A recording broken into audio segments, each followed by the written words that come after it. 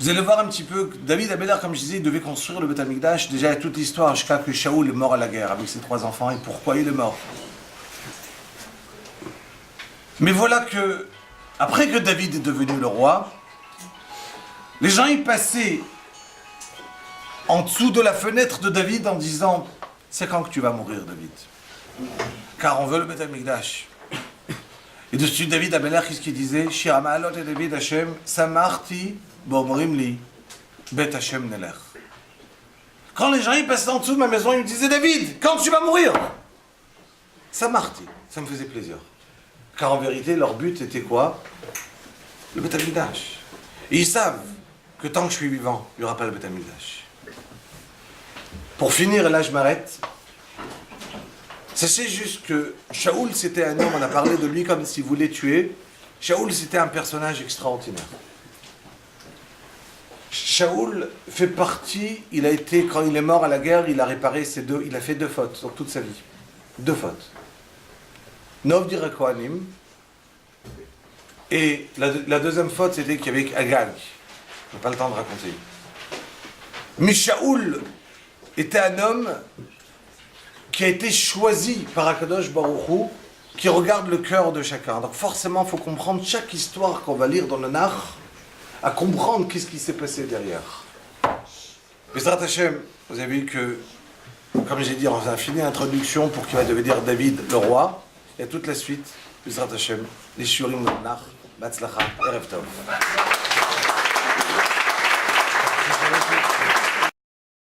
Pourquoi pas? C'est clair? La semaine prochaine? Non, parce qu'on est occupé, on est à Punta Cana, mais on peut passer de l'après. Alors, on a choisi le sujet de David Améler.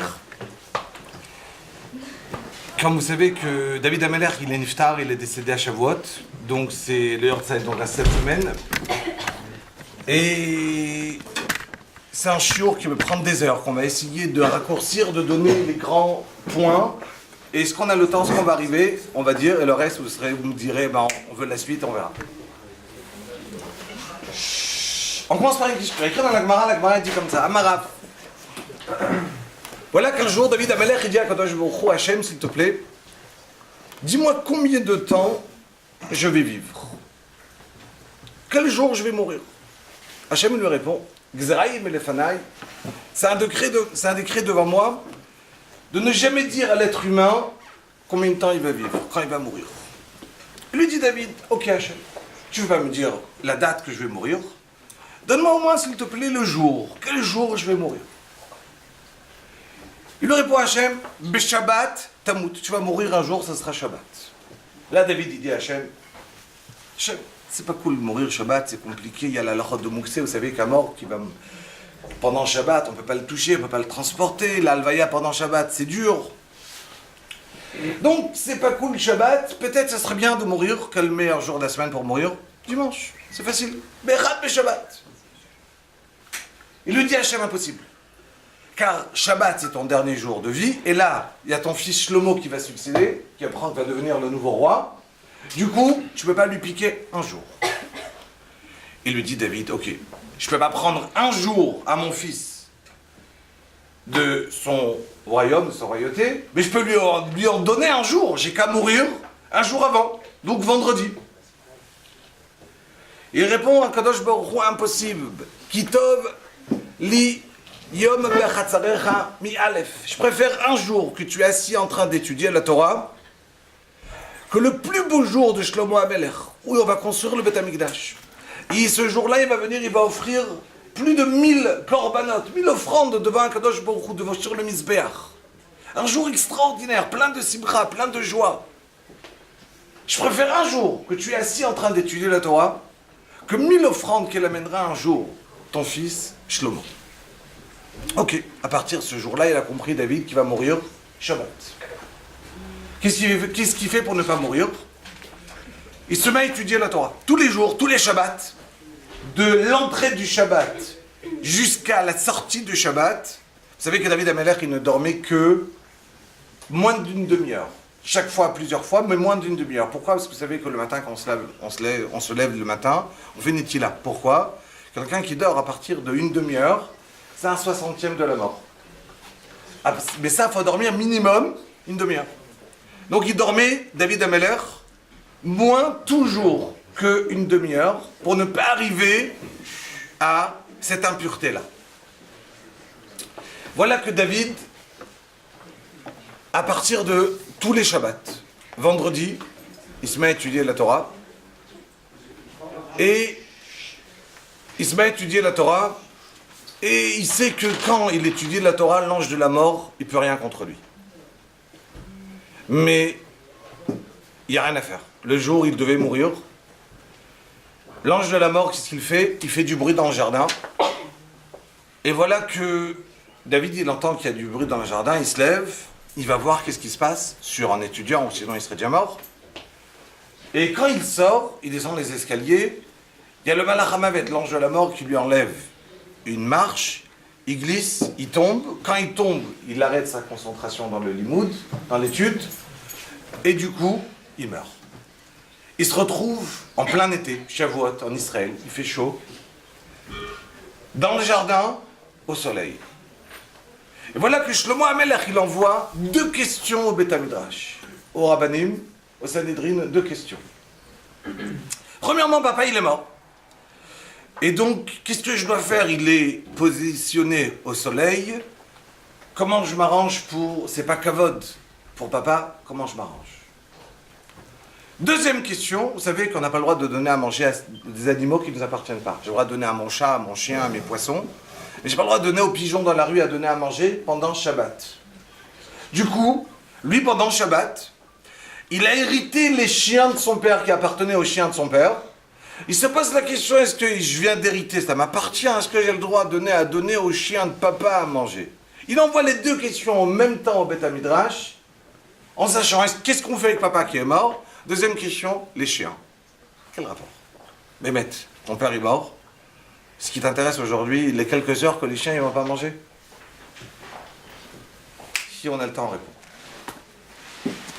Deuxième question, un mizmor de Teilim. On le dit en vérité tous les Shabbats. David Amelech, il dit, Perek Yutet dans Sefer Teilim, David Amelech, il dit, למנצח מזמור לדוד השמיים מספרים כבוד כל. Le ciel, il raconte les grandeurs d'Akadosh Baruch Hu. Umasi Adav, Magid Arakia. Vous avez entendu une fois le ciel parler qui raconte les grandeurs d'Hachem? En Omer, 20 devarim. Le ciel, il ne parle pas. Beni Nishma Kolam. Il n'y a pas de voix. On n'entend jamais le ciel en train de parler. Alors comment il a vu que le ciel, il parle?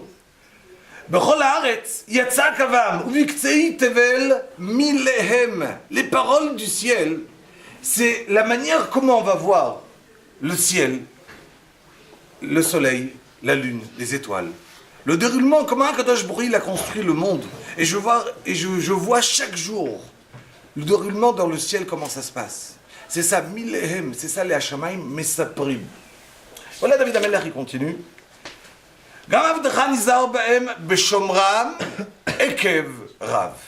Et tu sais, toi, Hachem, moi, David, je garde toutes les mitzvot. Beshomram, Ekev Rav. C'est quoi Ekev Rav? Si j'aurais dû, moi traduire, j'aurais traduit.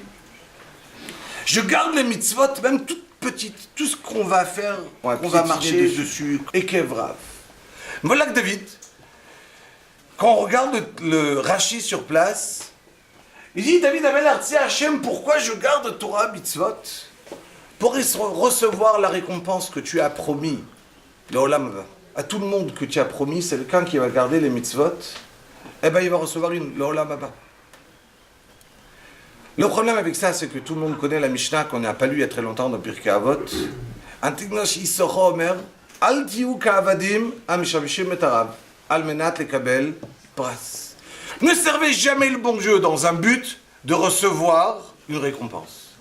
Et voilà qu'on a pris David, a donné une David, le roi d'Israël, qui a écrit le Sefer Teilim, Et on a dit que la raison qu'il garde Torah et Mitzvot, c'est pourquoi? Pour recevoir une récompense. C'est ça, David? Pour comprendre un peu la vie de David, répondre à ces questions, on va essayer de raconter ce qu'on a le temps. L'histoire de David Ameler, elle est magnifique. Voilà que le Navi nous raconte, on se retrouve avec... Vous savez que Shaoul était le roi d'Israël, il a régné en tout et pour tout à peine 2 ans. Il a fauté. On ne va pas raconter l'histoire de Shaoul. Là, on parle de David.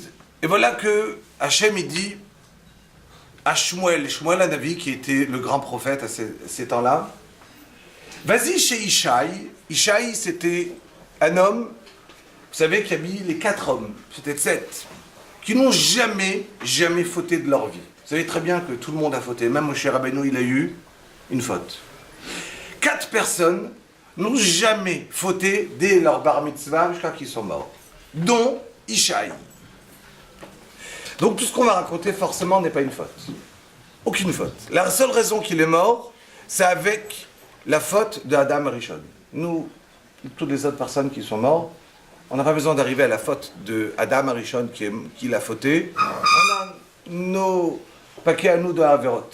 Mais voilà que Ishaï n'a jamais fauté de sa bar mitzvah jusqu'à qu'il est mort. Voilà que Akadosh Baruch dit à Shmuel, vas-y chez Ishaï, tu vas lui dire d'amener tous ses enfants à Bethléem, il habitait à Bethléem, et tu vas lui dire de ramener ses enfants, et tu vas choisir un de ses enfants, et tu vas le oindre en tant que roi. Shmuel, il appelle Ishaï, il lui dit, voilà, je vais venir, on va se voir, ramène tous tes enfants. Ishaï, il sort, il y a le Klal Israël, la Gemara, elle dit, quand Ishaï arrivait quelque part, il y avait minimum 600 000 personnes. Minimum 600 000 personnes.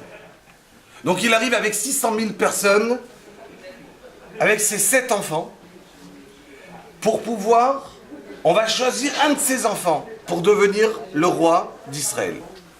Attention, Shaoul ne le sait pas. Shaoul, pour lui, pour l'instant, il ne sait même pas qu'il y aura un nouveau roi. Et voilà qu'il arrive. Voilà qu'il arrive Shmuel avec Ishaï. Il commence à voir les 7 enfants de Ishaï. Le premier, le deuxième, le troisième, jusqu'au 7e. Et chaque fois, Hachem, il dit à Shmuel Hanavi, non, c'est pas lui, c'est pas lui, c'est pas lui, c'est pas lui, c'est pas lui. Et là, Shmuel, étonné, quand il a fini les 7 enfants de Ishaï, il dit à Ishaï, Atamou Koladarim, tu n'as plus d'enfants. C'est pas possible. Hachem m'a dit qu'un des enfants de Ishaï va devenir le roi. Et voilà que je t'ai demandé d'amener tous tes enfants. Et un par un, Hachem, il me dit, non, c'est pas lui. Et voilà qu'Ishaï répond, ah oui, j'ai un 8e, j'en ai encore un. Il est berger, je ne l'ai pas fait venir. Je comprends pas. On te demande d'amener tous tes enfants. Comment ça se fait que tu laisses le dernier, David, en train d'être berger? Pour comprendre l'histoire, on va remonter un peu plus haut. 4 générations plus haut, c'est la Megillat Ruth. Voilà qu'il y avait, sans rentrer dans toute l'histoire, on le fait en rapide, il y avait un homme avec sa femme qui sont partis habiter à Moab. Et voilà qu'ils sont partis habiter Moab. Là-bas, il avait deux fils, et 2 fils se sont mariés avec des non-juifs, des Moabiotes, donc des Goyotes. Hachem a puni le mari et les 2 enfants. Les 2, ils sont morts, ils ont perdu toute leur fortune. Voilà qu'on retrouve Naomi, qui va revenir avec ses 2 calottes, ses 2 belles-filles. Ruth et Orpa. Et voilà que Naomi, elle essaye de convaincre ces 2 belles-filles. Vous savez très bien, c'est même pas sûr que vous allez pouvoir vous convertir. Vous êtes des filles de Moab. Et la Torah, elle a dit, vous le savez, on peut convertir pratiquement tout le monde. Chaque goy qui a envie de se convertir, il veut venir, B'Simcha Rabba. Mais la Torah, elle a écrit Lo Yavo, Ammon et Moab, Moabite. Il y a 2 peuples qu'on n'a pas le droit de les convertir. Pourquoi? Quand on est sorti d'Égypte, alors ils ne nous ont pas servi à boire et à manger. La question, elle est que c'est seulement les hommes qui n'ont pas le droit de se convertir? Ou c'est aussi les femmes? Et c'est une grande discussion dans le peuple juif. Est-ce que les hommes seulement? Mais les femmes, ils peuvent se convertir? Oui ou non? Alors voilà que Naomi, elle dit à Ruth et à Orpa, retournez chez vous. À la fin, Orpa, elle retourne. Qui va être son fils plus tard? Goliath, qui va se battre contre David. Et Ruth, elle revient. Et elle va se retrouver avec... Elle va sur place. Le seul chidour qu'elle a trouvé, c'était qui pouvait se marier avec elle. C'était le Gdolador, le grand de la génération, qui s'appelait Boaz. Je le fais en raccourci. Boaz, il avait quel âge quand il s'est marié avec Ruth? 400 ans. D'accord? Ruth, elle avait quel âge? 327. 40. D'accord? À peine 360 ans de différence. Un beau chidour. Boaz, en 400 ans, il a eu combien d'enfants, vous savez? Il a eu le temps quand même. D'accord? 60 enfants. Sur les 60 enfants qu'il a eu Boaz, durant ces 400 ans, tout le monde est mort. Pourquoi tout le monde est mort? Ils ont été punis. Il a été puni que perdre ses 60 enfants. Boaz, il avait un grand ami qui s'appelait Manoach. Manoach, c'était le papa de Shimshon. Shimshon, le Gibor.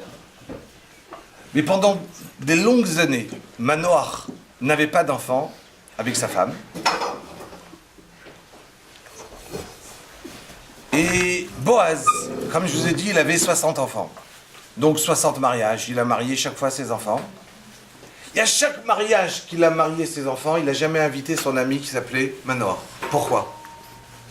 Il avait un sentiment pour ne pas lui faire de la peine. Il s'est dit, si je vais inviter Manoach, il va voir, moi j'ai 60 enfants Blaina. Et chaque fois il arrive à un mariage et il se dit, aïe, moi j'ai pas d'enfants. Aïe, moi j'ai pas d'enfants. Ça va lui causer de la peine. Je ne l'invite pas au mariage. Pour ne pas lui causer de la peine. Punition pour Boaz, les 60 sont morts. Aucune descendance en 400 ans.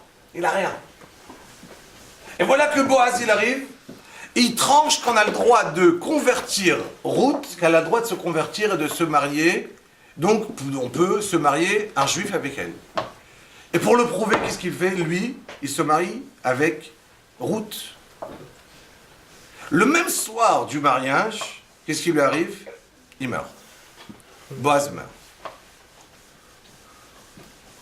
Mais Ruth est tombée enceinte, ce soir-là. À votre avis, quel était le Lachon Hara que tout le monde parlait contre Boaz? Pourquoi il est mort? Il a vécu 400 ans. Pourquoi il est mort? C'est normal, il s'est planté. Il a décidé qu'on a le droit de se marier avec Ruth, mais Ruth, en vérité, c'est une Goya. Elle s'est convertie. Conversion. Mais c'est une mauvaise... Donc, Hachem l'a puni. Quelle était la vérité? La raison qu'il a vécu 400 ans, c'est pour pouvoir arriver à se marier avec Ruth. Dès qu'il a accompli sa mission, il est mort. Tout simplement. Voilà donc que Boaz meurt et le Lachon Hara il tourne. On a le droit de se marier avec une femme de Moab, oui ou non. Voilà, Boaz, il est mort. Il y a un petit enfant qui va naître de cette union qui s'appelle Oved. Oved, il va avoir un fils qui va s'appeler Ishaï. Ishaï va se marier avec une femme qui s'appelle Nitzevet. Ishaï se marie avec sa femme, donc Nitzevet. Il a 7 enfants. Au bout de 7 enfants, qu'il vit avec Nitzevet, un jour il vient chez Nitzevet, il lui dit ma chérie, regarde. C'est pas ma chérie, mais en tout cas, il lui dit regarde. Mon grand-père Boaz, comme tu le sais, il s'est marié avec une Goya qui l'a converti. Mais imagine que la conversion n'était pas bonne. Ça veut dire que moi je suis quoi? Que ma grand-mère maternelle, c'est une Goya. Mais l'enfant il est juif ou pas alors? Alors du coup, mon père il n'est pas juif et moi je suis pas juif du coup. Ça veut dire que moi je me suis marié avec une juive et chaque jour qu'on vit ensemble, on fait une avéra. Je conseille, on divorce. Nitzevet, elle dit à son mari, Ishaï, Chas v'shalom. Moi, divorcer d'un tzaddik comme toi, je divorce pas.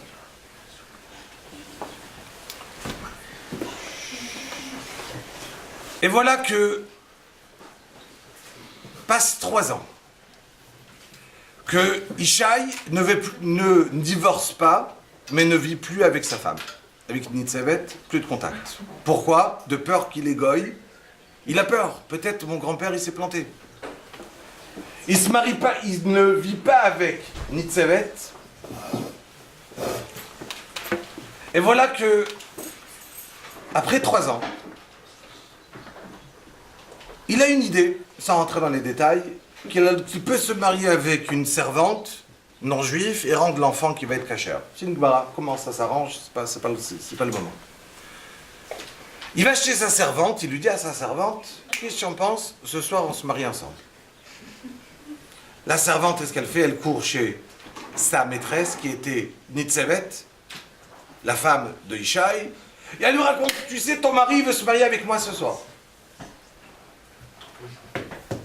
Nitzevet, qu'est-ce qu'elle fait? Elle lui dit à sa servante, tu sais quoi? Ce soir, ça sera pas toi, ça sera moi. Il n'aie pas peur, mon mari c'est un tzaddik. Il ne sait même pas savoir c'est qui, si c'est moi ou c'est toi. N'aie pas peur.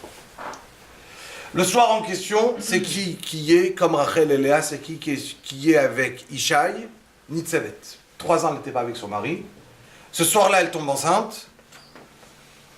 Son mari Ishaï ne sait pas qu'il était avec sa femme. Il croit qu'il était avec la servante. Et voilà, au bout de 3 mois, il voit sa femme Nitzevet, qui est enceinte. Et pour lui, sa femme Nitzevet, qui est enceinte, c'est pas possible. Avec qui? C'est avec moi. Donc le petit, si c'est pas moi, et on est mariés, le petit, il est quoi? C'est un mamzer, c'est un bâtard, le petit. Qu'est-ce qu'on fait? Voilà qu'au bout de 9 mois, il naît. Et en plus, c'est un djinji, c'est un petit rouquin. Il naît. La seule solution, il y a les frères qui disent peut-être on le tue. C'est un mamzer, qu'est-ce qu'on va faire? C'est la honte pour la famille. Maman, avec qui? C'était avec qui? Ils ont décidé de l'envoyer paître. Il va devenir berger. Et peut-être, un jour on aura de la chance, on aura en retour un cadavre. Il y aura peut-être un lion ou un ours qui viendra et qui va le manger. Et on aura de la chance de ne plus avoir la honte dans la famille.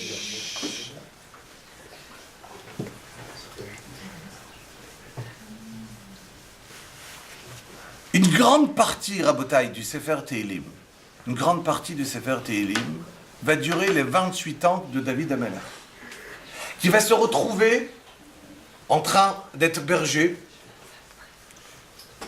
Et en vérité, il était quoi? Aux yeux de tout le monde, c'était le bâtard. Mais, vous savez, il y a quelqu'un, une fois dans la vie, qui va avoir une épreuve. Mais une épreuve, c'est comme un escalier. C'est où je trébuche, où je monte. Mais si je suis monté dessus, je suis encore plus haut. Et David, il a monté les échelons, épreuve par épreuve. On n'a pas le temps. J'aurais fait avec vous une dizaine de Perikei Tehilim pour vous raconter juste de la vie de David Amelech, qui raconte comment il a souffert pendant ces 28 ans. Aux yeux de tout le monde, il était... Voilà Perek Samertet, par exemple. Il dit David Amelech.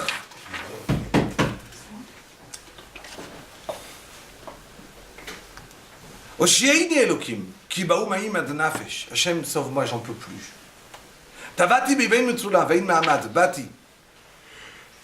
Rabou misarot roshi, son aïr chinam. J'ai plus d'ennemis. J'ai plus d'ennemis que ce que j'ai comme cheveux. Qu'Enéric ne devait pas être chauve. Atzmum atzmitai, asher lo gazalti, az ashiv. À Bethléem, j'étais le Muzar Haïti lechai, j'étais le mamzer, le bâtard. Et chaque fois qu'il y avait un vol qui était à Bethléem, que quelqu'un avait volé quelque chose, et qu'il fallait rembourser, c'était qui devait rembourser? C'était moi. On disait, c'est qui a dû voler? Ben, c'est le bâtard, c'est le mamzer. Et c'était à moi de rembourser. Excusez-moi, Asher lo gazalti az ashiv, Ken. c'est quelque chose qui me semble confus en fait. Je t'écoute. Ruth, elle est juive ou pas juive très bonne question. C'était... Du coup, si elle n'est pas juive, David. Non plus ne l'est pas. Bah voilà. Très bien. Donc, très bonne question. Et la réponse, elle est que c'était dans le peuple juif une discussion. Certains disaient... Pardon ? Oui, oui, oui, encore une fois. Mais lui, de son côté, à David lui-même, oui, mais on parle de Ishaï. David, lui-même, lui, il est bon. La question, est-ce qu'il est venu d'un père goy, oui ou non? Pourquoi il est bon? Parce que si son père c'est Ishaï, sa mère c'est... Et Nitzevet, elle était du peuple juif, donc il n'y a pas de problème. La mère, la femme de Ishaï, elle était juive en soi-même. D'accord. Mais Ishaï n'est pas juif. Voilà, mais du coup... Ça passe par la mer. Voilà. Mais juste pour reprendre, la question n'est pas aujourd'hui est-ce qu'il est juif ou il n'est pas juif, parce que la halakha, je te réponds, la halakha elle a été tranchée. La question est-ce qu'on l'a acceptée. Mais Shmuel Hanavi, il a tranché que une femme qui vient de Moab a le droit de se convertir, donc forcément, déjà Ishaï est juif, et déjà Oved est juif. Il n'y a aucun problème. Mais il y avait des rumeurs, des gens qui disaient le contraire. Doega, Adomi, Achitophel, des gens qui pensaient le contraire, dans le Sanhédrin. Ils ont tranché après sa conversion, en fait.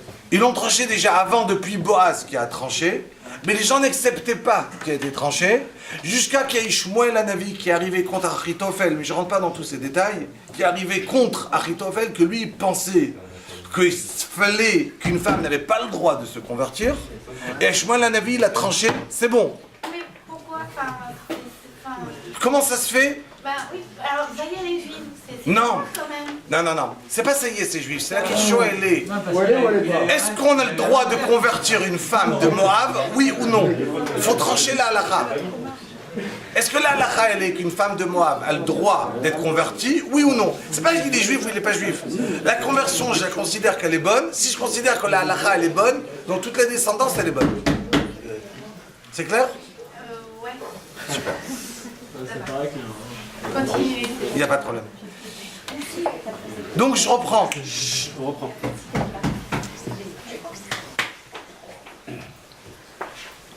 Il dit David qu'il avait plus d'ennemis.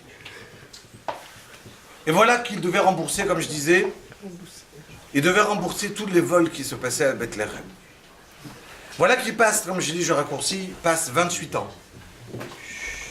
Et arrive ce jour-là, qu'il y a Shmuel qui demande à Ishaï, viens, avec tous tes enfants, on va oindre un de tes enfants en tant que roi. Mais Ishaï pour lui, c'est le fils de qui? De Nitzevet. C'est un petit mamzer, c'est pas son fils. Donc du coup, Ishaï il amène qui?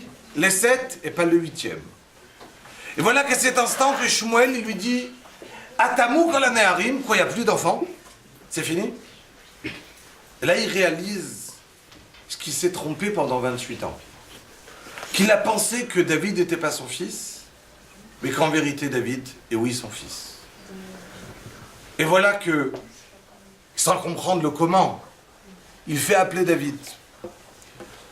On court appeler David.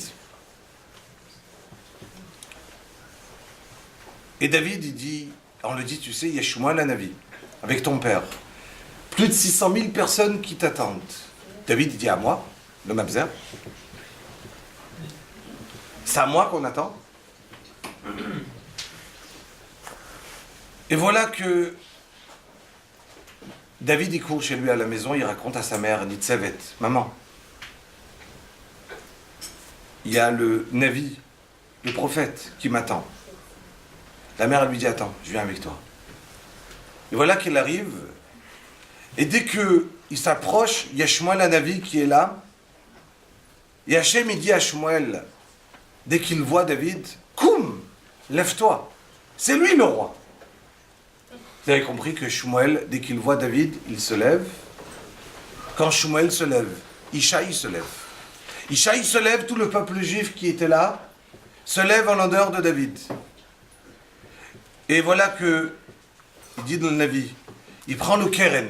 Il y avait une corne où dedans il y avait l'huile qui devait oindre les rois. Il y a un S, il y a l'huile qui était dans la corne, qui monte d'elle-même et qui va sur la tête de David. Et le peuple entier qui se met à crier, Yechi Ameler, David. Donc, vive le roi, vive le roi. Vous imaginez un petit peu cet instant-là d'un David qui passe d'un mamzer à devenir, en quelques minutes, le roi d'Israël. Vous imaginez un petit peu quel sentiment, imaginez juste un pauvre qui devient riche d'un coup. Quel orgueil et quel nekama, parce qu'il a envie de se venger de tout ce qu'on lui a fait. Mais dessus, David Amelech, il a écrit aussi un Perek Télim. Il dit David, Shir HaMa'alot le David,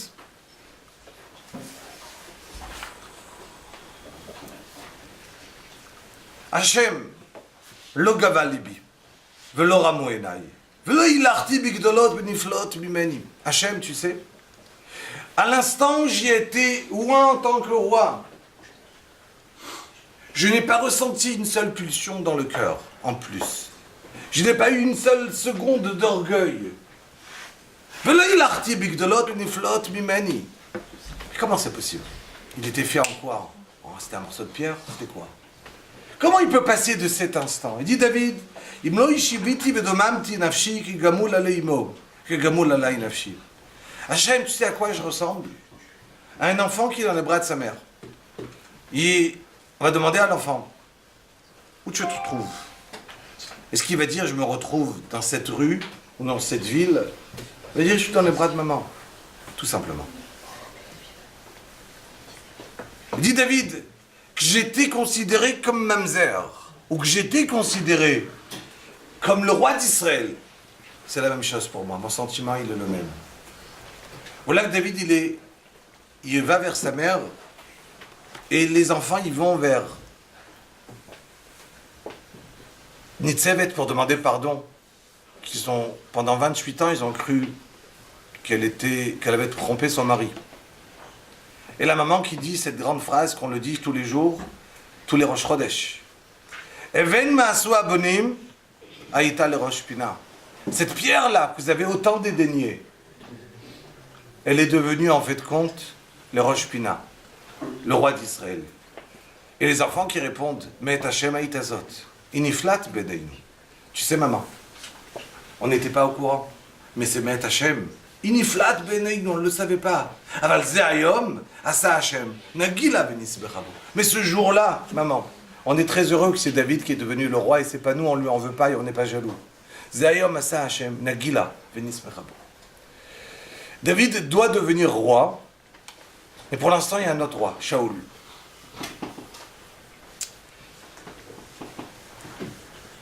Shaoul ne sait pas que David a été roi, personne ne le raconte. On ne racontait pas la Shonara. Et voilà que il y a la guerre avec, parce que Shaoul n'était le roi pour l'instant, il n'a pas perdu aux yeux du peuple sa royauté. Voilà qu'on se retrouve, il y a la guerre avec les Plishtim, avec les Plishtim, les Palestiniens, les Philistins, ce que vous voulez. Et voilà que David, il arrive à la guerre pour rencontrer ses frères. Et voilà que il rencontre là-bas Goliath, un géant énorme, avec une armure de la tête aux pieds, et qui criait contre Hachem. Et qui disait, je n'ai peur de personne, même pas du bon Dieu. Afra les poumons. David, il entend une chose pareille. Il court chez Shaoul, il lui dit, je ne suis pas capable d'entendre des cris pareils de Goliath. Laisse-moi aller, je vais me battre contre lui. Shaoul, il le regarde, David, il lui dit, je regardais comment tu as l'air. Tu es un berger, je t'ai battu une fois. Tu as vu Goliath, comment il a l'air? Voilà que David lui dit, tu sais, cher roi, quand j'étais berger, un jour j'ai eu un lion qui est venu et pour se battre contre moi, pour manger une petite brebis. Et voilà que j'ai attrapé le lion, il m'a même pas mordu. Et je l'ai déchiré, je l'ai tué.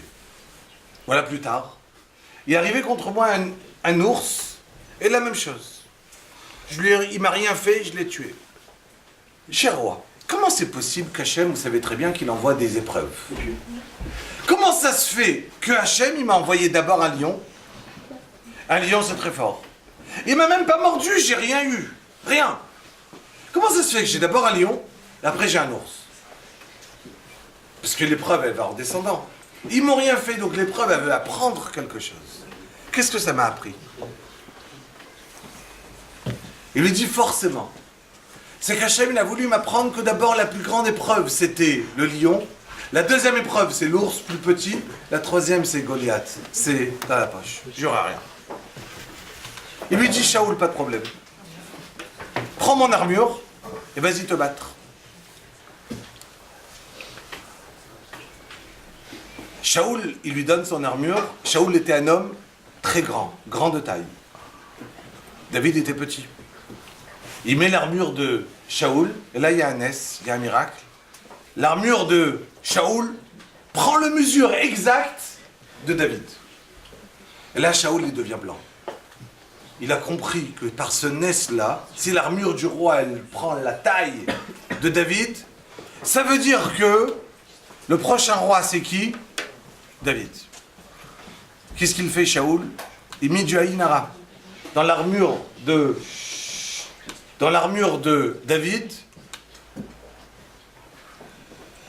pour que David va mourir en face de Goliath.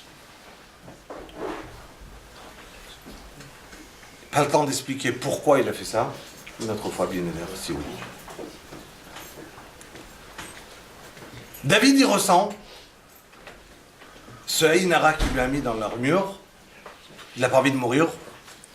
Il dit à Shaoul, excuse-moi, je ne suis pas habitué aux armures, c'est trop lourd pour moi, vas-y. Et là, il prend 5 pierres et un bâton. Et il va se battre contre Goliath. Goliath le voit arriver avec un bâton et 5 pierres. Il se moque de David. Il lui a dit, tu m'as pris pour un chien, que tu viens te battre avec un bâton et des pierres. On est des guerriers, regarde comment tu es venu te battre. Il lui répond, David, je ne suis pas venu me battre parce que je suis fort, mais au nom d'Hachem. Et là, David, il fait une fila à Hachem. Là, David, il fait une fila à Hachem et il dit, regarde, vous savez très bien que jusqu'à cette période de David, la Brit Mila se faisait avec quoi?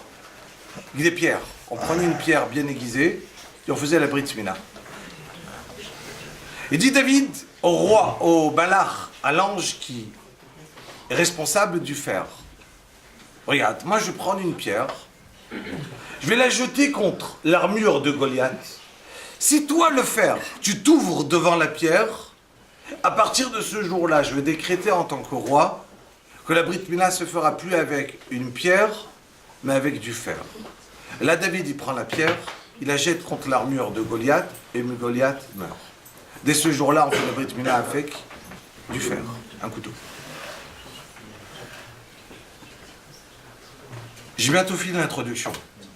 David va devenir roi. Mais vous savez très bien que quand il devient roi, toute la partie du Sefer Tehillim commence, et du Navi, parce que quand il va arriver à devenir roi, malheureusement, les problèmes de David ne vont pas se finir.